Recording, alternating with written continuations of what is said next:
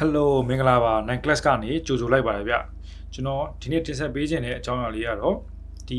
artificial intelligence ပေါ့နော်လို့ခေါ်တဲ့ဒီ AI ပြုလုပ်ထားတဲ့ဒီ website တွေကကျွန်တော် artist တွေရဲ့ပုံတွေကျွန်တော် designer တွေရဲ့ပုံတွေကိုခွင့်ပြုချက်မရဘဲနဲ့ခိုးပြီးတော့သုံးနေတယ်ယူသုံးနေတယ်ဆိုတဲ့အကြောင်းကိုကျွန်တော်ဒီနေ့တင်ဆက်ပေးခြင်းပါတယ်ဆိုတော့ကျွန်တော်ဗီဒီယိုလေးကိုစားလိုက်အောင်ဗျာ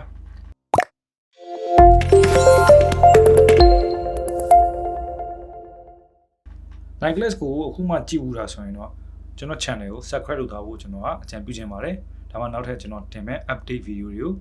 မလွတ်တမ်းကြည့်ရှုနိုင်မှာပေါ့နော်ဘေးနားခေါင်းလောင်းလေးကိုနှိပ်ထားမယ်ဆိုရင်တော့ up to date တွေအမြဲတမ်းတွေ့နေရမှာဖြစ်ပါတယ်ဆိုတော့ဒီနေ့ကျွန်တော်ပြောချင်တဲ့ဒီဖြစ်နေတဲ့ပြဿနာက artificial intelligence လို့ခေါ်တဲ့ဒီ AI generated ပေါ့လေဒီ website တွေကကျွန်တော် internet မှာရှိတဲ့ပုံတွေပိုင်ရှင်ရှိတဲ့ပုံတွေပေါ့နော် free ပေးထားတာမဟုတ်ဘဲနဲ့ရောင်းနေတာတွေရောဒီတိုင်း sharing လုပ်ထားတာတွေကိုယူသုံးနေတာတွေနောက်တစ်ခါခိုးပြီးသုံးနေတာတွေပေါ့နော်အဲ့ပြဿနာတွေကိုအခု artist တွေကဆန္ဒပြနေကြတာပေါ့နော်အဲ့အကြောင်းလေးကိုကျွန်တော်ကအားလုံး update သိအောင်တင်ဆက်ပေးမယ်ပေါ့ဒါတွေက graphic design နဲ့ဆိုင်လို့လားလို့ဆိုရင်တော့ဆိုင်နေဗျခင်ဗျားရဲ့ design တွေ logo တွေနောက်တစ်ခါဒီမျိုး branding တွေအဆအရာပေါ့လေ online ပေါ်တင်နေတယ်ဆိုရင်တော့ခင်ဗျားနဲ့ဆိုင်တယ်ဘာလို့ဆိုတော့ခင်ဗျားပုံတွေကိုလည်းသူတို့ကယူသုံးပါပဲမြတ်ခွင့်ပြုချက်ရမရအဲ့ဒါတော်တော်လေးအခုစိုးသွားနေပေါ့နော်ဆိုတော့ဘာနဲ့စရမလဲဆိုရင်ကျွန်တော်တို့ Mid Journey ဆိုတဲ့ website နဲ့ကျွန်တော်စပြောမယ် Mid Journey ကလွန်ခဲ့တဲ့2လ3လလောက်ကမှစပေါ်တာဖြစ်ပြီးတော့အရန်နာမည်ကြီးတယ်သူကစပေါ်တော့ကတော့ကျွန်တော်တို့ကိုရက်20လားတစ်ပတ်နှစ်ပတ်လား free pay သုံးတယ်ပြီးရင်တော့တစ်လကိုဘယ်လောက်ဆိုပြီးတော့ကျွန်တော်တို့ပတ်စံပေးသုံးပါတယ်ပေါ့နော်သူကပုံတွေကိုကျွန်တော်တို့စာရိုက်ထည့်လိုက်ရုံနဲ့အဲ့စာတွေကအတိုင်းအဒီးဆက်ဆုံးဖြစ်အောင်ဖန်တီးပေးတာတော်တော်လေးသုံးရမိုက်တယ်ကျွန်တော်တို့ gain ဆော့ရတာလိုမျိုးပဲဒါပေမဲ့ gain ထက်ပိုမိုက်တယ်မြတ်အုံနောက်ထဲမှာဘာတွေစဉ်းစားနေလဲအဲ့ဒါကိုသူကပုံဖြစ်အောင်လုပ်ပေးတာစပေါ်တော့ကတော့လူတွေကအုံကြက်ကြက်ပဲကြိုက်ကြတယ်ပေါ့နော်ဒါပေမဲ့နောက်ပိုင်းစဉ်းစားတော့ဒီကွန်ပျူတာအုံနောက်ကဒီ AI ကဘလို့ဖန်တီးတာပေါ့နော်ကျွန်တော်တို့ဒီပြောလိုက်တဲ့စာတွေဘယ်ကပုံနေနဲ့သူဖန်တီးတာလဲသူ့မှာ data တွေဘယ်ရတာလဲအဲ့လိုမျိုးလိုက်လိုက်တဲ့အခါမှာသူ့မှာ data ဆိုပြီးတော့ resource ကသတ်မှတ်ထားတာမရှိဘူး internet မှာရှိသမျှပုံတွေအကုန်လုံးကိုသူကသူလက်လန်းမိသမျှယူပြီးတော့ပုံတွေပြန်ဖန်တီးပြီးကျွန်တော်တို့ပြန်ပြပေးတာပေါ့နော်ပြောမယ်ဆိုရင်တော့ဒီသူများပုံတွေခိုးပြီးတော့ကျွန်တော်တို့ပြန်ရောင်းတာပေါ့လေတပုံစံနဲ့မတူရင်ပဲတော်တော်ခက်ဆန်ဆင်တွေတူနေတာတွေပြီးတော့လို့ style တူနေတာတွေအများကြီးဖြစ်တယ်ပေါ့နော်ဆိုတော့ artist တွေကသူတို့ပုံကိုခိုးသုံးလိုက်ဆိုတာသိတယ်ဗျအဲ့မှာပြဿနာတက်တာပဲဆိုတော့ Mid Journey ကနာမည်ကြီးတယ်ပေါ့နော်နောက်တဲ့ website တစ်ခုရှိသေးတယ်ဒီ AI website ပဲအဲ့ဒါ stable diffusion လို့ခေါ်တယ် stable diffusion ကကြတော့သူက Mid Journey ကမကောင်းရင်ပဲသူကပို့ပြီးလွတ်လပ်တယ် free way ပေါ့နော်သူက plugin တွေထည့်လို့ရတယ်ပြီးတော့သူ့ကို code တွေပြန်ပြင်ရေးလို့ရတယ်နောက်က Photoshop ထဲမှာထည့်ပြီးသုံးလို့ရတယ်တချို့ဆို Photoshop မှာ plugin တွေနဲ့ stable diffusion ကိုထည့်သုံးနေပြီပေါ့နော်ကျွန်တော်တော့မဆန်းကြည့်ရသေးဘူးဒါပေမဲ့တချို့ကတော့ mic တွေကောင်းတယ်လို့ပြောတယ်သူကပြပုံတွေ edit လုပ်လို့ရတယ်ပြီးတော့ကျွန်တော်တို့လိုနေတဲ့အပိုင်းတွေကိုဖြည့်ပေးလို့ရတယ်ဘာညာပေါ့နော်ဆိုတော့ stable diffusion ကဓာတ်ပုံပူဆန်တယ်သူကကျွန်တော်ဓာတ်ပုံတွေကိုပိုကောင်းအောင်လုပ်တဲ့နော် format မျိုးသူလည်းပဲအဲ့လိုမျိုးစိတ်ကူးရင်ဆန်ဆန်ပုံတွေဖန်တီးလို့ရတယ်နောက်တစ်ခါတစ်ခုကကြတော့ DALL-E လို့ခေါ်တယ် DALL-E ကပေါ်တာ2021လောက်ကပေါ်တာဆိုတော့ကျွန်တော်နှစ်ကျော်လောက်ရှိပြီပေါ့နော်အဲ့သူကတော့တတိယနာမည်ကြီးတယ်ပေါ့လူသိတော့မသိဘူးစပေါ်တော့သူကနည်းနည်းစုပ်ပြက်လေးလောက်တာဆိုတော့လူတွေကမသိကြအောင်စိတ်လည်းမဝင်စားဘူး2021တော့2021လောက်ကပေါ်တာနော်ဒါပေမဲ့အခုကျတော့ DALL-E လည်းသူသုံးများနေတယ်ဘာလို့ဆိုတော့ Mid Journey လို့ပါတော့ပတ်စံပေးသုံးရတော့လူတွေကမတက်နိုင်တဲ့လူတွေရှိတယ်လေသူတို့ကြတော့ပတ်စံမပေးဘဲနဲ့ဒီ free ရတဲ့ဟာရှာရင်လည်း DALL-E ကိုသုံးပြကြတယ်DALL-E လည်း quality ကမညံ့အောင်เนาะဒီမျိုးပကြီးကားတကားကိုကျွန်တော်တို့ဟို resource အနေနဲ့သူ့ကိုထည့်ပေးလိုက်ပြီးသူ့ကို data အနေနဲ့ပေးလိုက်ပြီးဆိုရင်အဲ့ဒီပကြီးကားကိုမူတည်ပြီးသူကပုံအကြီးထပ်ဆွဲပေးတယ်ဘေးပတ်လေးမှာကျွန်တော် interior ဆို interior exterior ဆို exterior ထည့်လိုက်တဲ့ original ပုံနဲ့ theme လည်းတူတယ် quality လည်းတူတယ်နောက်ခါလိုမျိုး painting ဆိုရင် painting style နဲ့ထွက်တယ်ပေါ့เนาะတော်တော်လေးချမ်းတယ်ဒီ AI တွေကတော်တော်လေးကိုချမ်းတယ်ပြီးတော့မြန်တယ်လုပ်ပေးတာအဲ့ကြောင့်လူကြိုက်များတာပေါ့နော်ဆိုတော့ဒီ website တွေကပုံတွေကိုခိုးသုံးတယ်ခိုးသုံးတော့တည်တော့ကျွန်တော်တို့နာမည်ကြီးဒီ artist တွေသုံးတဲ့ website တစ်ခုဖြစ်တဲ့ art station က artist တွေကပေါ့နော်တညီတညာတဲ့အတန်ထွက်လာတာကဒီ AI image တွေကိုဟိုကျွန်တော်တို့ဓာတ်ပုံတွေကိုပေးမသုံးဘူးပေါ့နော်ဘာလို့ဆွဲထားတဲ့ပုံတွေကို AI တွေကိုပေးမသုံးနဲ့လုံခြုံအောင်ထားကြမယ်ပေါ့နော်ပြီးတော့ဒီ AI နဲ့ဖန်တီးထားတဲ့ပုံတွေကို art station မှာလာမတင်စေခြင်းဘူးဆိုတော့လာမတင်ကြနဲ့ပေါ့နော်နောက်တစ်ချက်ကကြတော့ဒီ AI နဲ့ဖန်တီးထားတဲ့ပုံတွေဓာတ်ပုံတွေကိုရောင်းခွင့်မပေးဘူးသူတို့3ချက်ပေါ့နော်အဲ့3ချက်ကိုပြင်းပြင်းထန်ထန်တောင်းဆိုပြီးတော့ လုပ်တယ်ပေါ့နော်ဆိုတော့အဲ့ပြဿနာကအဲ့တပြေးပြေးနဲ့ကျေလာတာပေါ့နော်တပြိုင်တည်းအဲ့တော့ art station ဒီတီထောင်တဲ့လူတွေကသူတို့ artist တွေအတန်အောင်နားထောင်ရတယ်ဘာလို့ဆိုတော့ဒီ art station မှာတုံးနေတဲ့ဒီ artist တွေကလုံးဝနာမည်ကြီးတွေနော် Marvel တို့ DC တို့တခြားဒီ Netflix တို့ DreamWorks တို့အဲ့လိုမျိုး Columbia တို့ Paramount တို့က artist တွေဒီတကဘာလုံးမှာရှိတယ်ဗျနာမည်ကြီး studio တွေက artist တွေအကုန်လုံး art station မှာရှိတယ်မြန်နာမည်သိရှားကြည့်ရုံပဲနော် director တွေတော့မရှိဘူးပေါ့လေဒါပေမဲ့ CGI artist တွေနောက်တစ်ခါ modeler တွေပေါ့လေ animator တွေအဲ့လိုမျိုးဒီ CGI နဲ့နှီးစပ်တယ်ပေါ့နော် artist တွေအကုန်ရှိတယ်ပြီးတော့ Disney ကလူတွေလည်းရှိတယ်ဆိုတော့သူတို့တွေပုံတွေကို free ယူသုံးခံနေရတာကြီးကအဆင်မပြေဘူးလေအဲ့တော့သူတို့ကလိုမျိုးဆန္ဒပြတော့ဟိုရင်းနဲ့တိုင်စာတွေလည်းပို့မှာပေါ့ဆိုတော့ art station ကအခုဒီ AI နဲ့လုပ်ထားတဲ့ပုံတွေကို ban တယ် art station နဲ့တိတယ်ဗျဒီပုံက AI နဲ့လုပ်ထားတာလားဒီလူကိုယ်တိုင်ဆွဲထားလားဆိုတော့တိတယ်ကြည့်လိုက်တာ ਨੇ အဲ့တော့ तू က AI နဲ့လုပ်ထားတဲ့ပုံမှန်များအခု ban တယ်ပေးမတင်ဘူးတင်လို့ရှိရင်သူ့ကို one design ပေးတယ်first time second time ပေါ့လေ third time ဆိုပြီးတော့အဲ့လိုမျိုးone နေပေးပြီးတော့အဲ့လိုမျိုးသူတို့နှိမ်ထားတာပေါ့နော်ဒါကပထမတစ်ချက်ဒုတိယတစ်ချက်ကကျတော့သူတို့ပေးမရောင်းဆိုတာကကျတော့ art station ကကြတော့ကျွန်တော်တို့ဓာတ်ပုံတွေအရောင်းဝယ်လုပ်တဲ့နေရာမဟုတ်ဘူး stock market မဟုတ်ဘူးအဲ့တော့သူတို့နဲ့မဆိုင်ဘူးအဲ့တော့ stock market တွေကအခုနာမည်ကြီးနေတာ shutter stock ရှိမယ် free page ရှိမယ် adobe stock ရှိမယ်ပေါ့နော်ပြီးတော့တခြားနာမည်ကြီးတဲ့အဲ့လိုမျိုးဟိုနေ့နေရှိသေးတယ်ပေါ့လေအဲ့ stock market တွေသူတို့တွေကတော့မဘန်းသေးဘူးကျွန်တော်ကြည့်ရသလောက်တော့သူတို့တွေကအခုဒီ AI နဲ့ပတ်သက်တဲ့ပုံတွေကိုပေးရောင်းတယ်ရောင်းနေရလဲတွေ့တယ်အများဆုံးအပြင်ကြောင်ပုံတွေတွေ့တယ် free page မှာရှာကြည့်mid journey လို့ရိုက်ရှာကြည့် mid journey နဲ့ဖန်တီးတဲ့ပုံတွေရှိတယ်ရောင်းတယ် premium နဲ့ရောင်းနေရနော်ဆိုတော့ဒါကျွန်တော်တို့ပိတ်ပေးလို့မရသေးတဲ့အပိုင်းပေါ့လေနောက်တစ်ပိုင်းကကြတော့ကျွန်တော်ဖန်တီးရတဲ့ပုံတွေကိုပေးမသုံးဘူး AI ကယူသုံးလို့မရအောင်လုပ်ပေးပါဆိုတော့ art station ကဘာလုပ်ပေးလဲဆိုတော့မင်းပုံတစ်ပုံအခု upload လုပ်ပြီဆိုရင်မင်းပုံကို AI ကယူသုံးခွင့်ပေးမှာလားမပေးဘူးလားဆိုပြီးတော့ကျွန်တော်တို့ option ရွေးချယ်ဝင်ရှိတယ်ဘယ်သူကပေးသုံးချင်မှာလဲကိုပုံ free အဲ့တော့not AI လားအဲ့လိုမျိုးပဲလी no AI လားမသိဘူးအဲ့လိုမျိုး option တွေတခုရှိတယ်အဲ့ option ရွေးထားပေးမယ်ဆိုရင်ကျွန်တော်တို့ပုံ AI ကယူသုံးလို့မရတော့ဘူးအဲ့လိုပြောတယ်ဒါ art station ကပြောတာပေါ့နော်ဆိုတော့ artist တွေကတော့အဲ့ဒါကိုသိပြီးတော့မကျေနပ်ဘူးဘာလို့ဆိုတော့အဲ့လိုမျိုး option လေးရွေးလိုက်ရုံနဲ့ဒီ AI တွေကသူတို့ပုံတွေကိုယူသုံးလို့မရတော့ဘူးလားဆိုပြီးတော့ complaint တွေရှိတယ်ပေါ့နော်ဆိုတော့ဒီ mid journey တို့ဘာလို့ဆိုတာကလုံးဝပြောရမလဲအဆင့်မြင့်တဲ့ AI system တွေလေဗျာအဲ့တော့ကျွန်တော်တို့တောင်ကိုကာထားတဲ့ဒီပုံတွေလောက်ကိုတော့ဗောနော် security လောက်ကိုတော့ဖောက်ဝင်ပြီးတော့ယူမှာပဲအဲ့ဒါကိုကျွန်တော်တို့ artist တွေကတိတဲ့အတွက်တိတ်ပြီးမချေနဲ့ကြောင်းဒါပေမဲ့လည်းမတက်နိုင်ဘူးလေနော်ကိုတက်နိုင်တဲ့လောက်ကိုလုပ်ရတာပဲဆိုတော့ဒါအခုဖြစ်နေတဲ့ပြဿနာအခုလည်းဖြစ်နေတော့မပြီးသေးဘူးနှစ်ဖက်လုံး fight တယ် artist တွေဘက်ကအဲ့လိုမျိုးနှိမ်တာဗောနော်မင်းတို့ AI တွေကငါတို့ပုံတွေခိုးသုံးတယ်ပြီးလို့ရှိရင်မင်းတို့ကိုမင်းတို့ artist လို့ခေါ်တယ်မင်းတို့ဘာမှမတက်ဘူးဘာညာဆိုပြီးတော့ဘယ်ပုံတွေနဲ့မီမီတွေနဲ့လုပ်ပြီးတော့ဝါဖြစ်တယ်ပေါ့နော်အဲ့လိုပဲ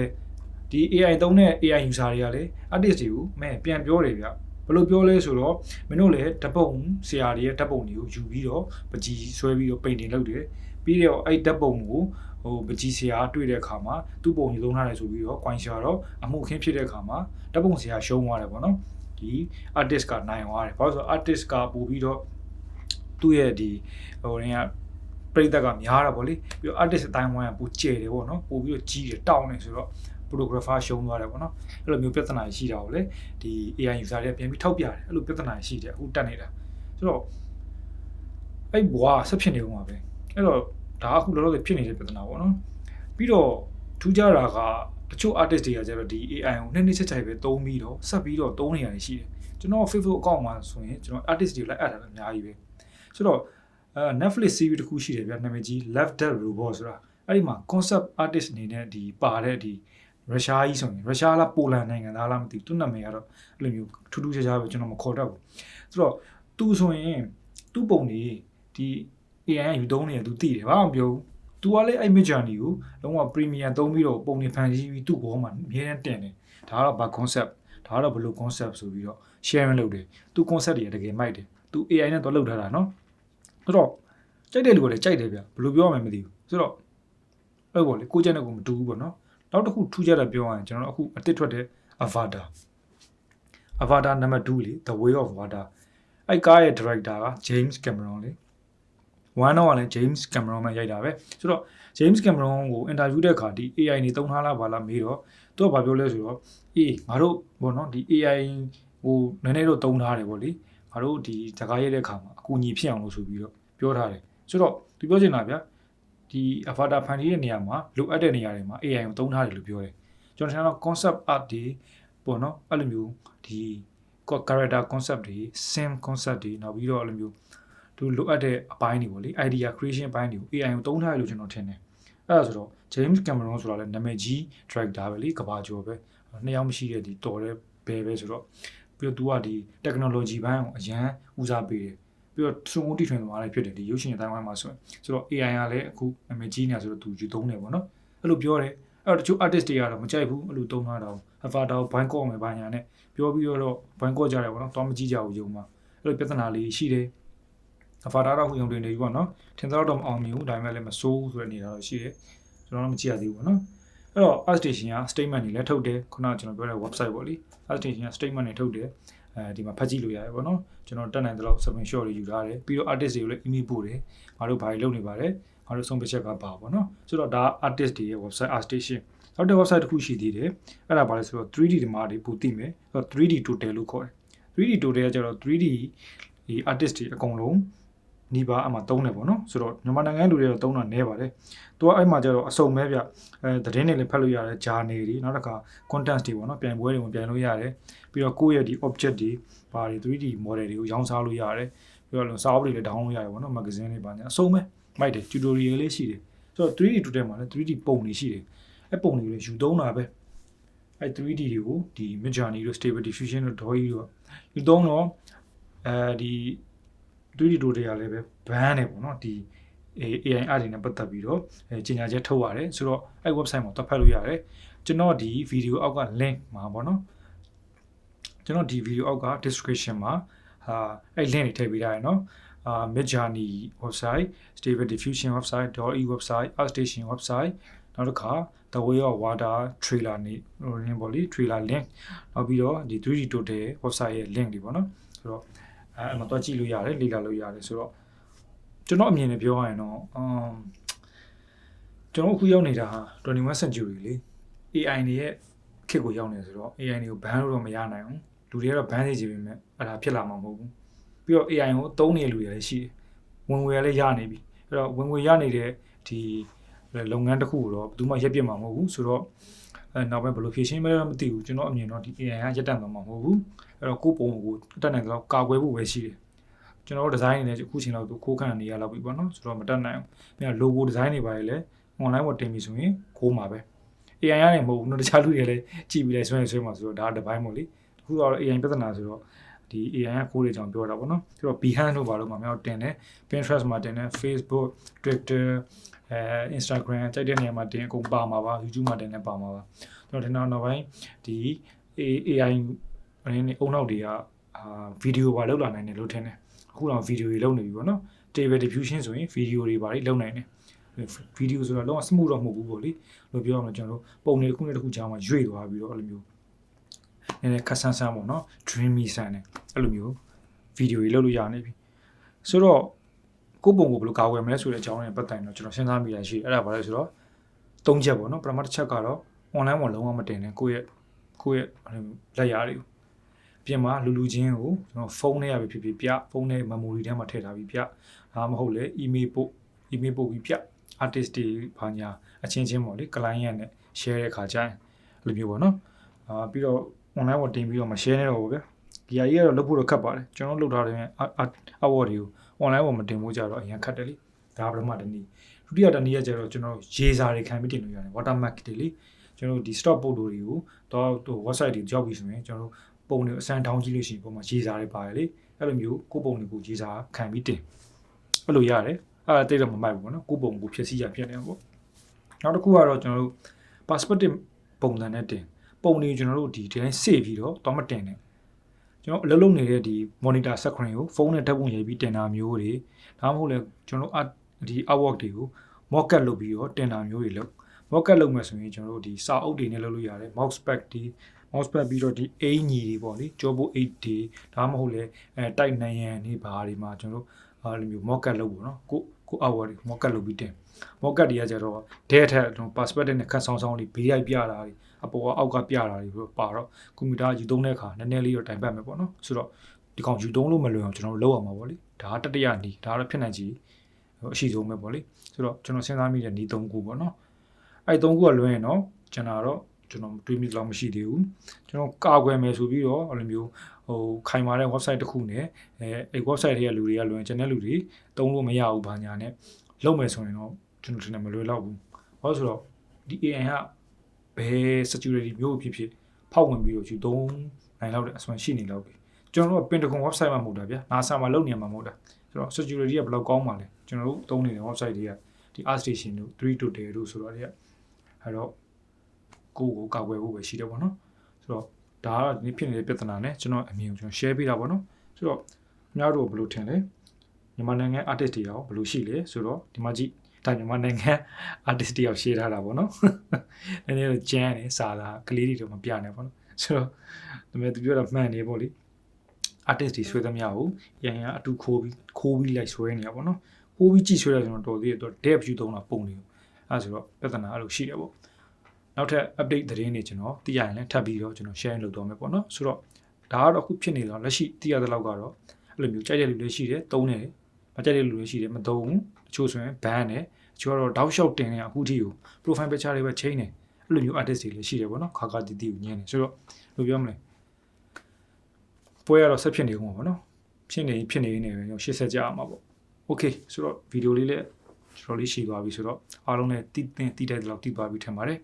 ကျွန်တော်ဒီနေ့ပြင်ဆက်ပေးခြင်းနဲ့ကြောင်းရအောင်ဒီလောက်ပဲပေါ့နော်နောက်ဗီဒီယိုမှာပြန်လည်ဆုံတွေ့တော့ပေါ့ဆုံးဖြတ်ကြည့်ပြီးအတွက်ကျေးဇူးတင်ပါတယ်ဗျာ Naing class ကို subscribe လုပ်သွားပါအောင်လို့ကျွန်တော်က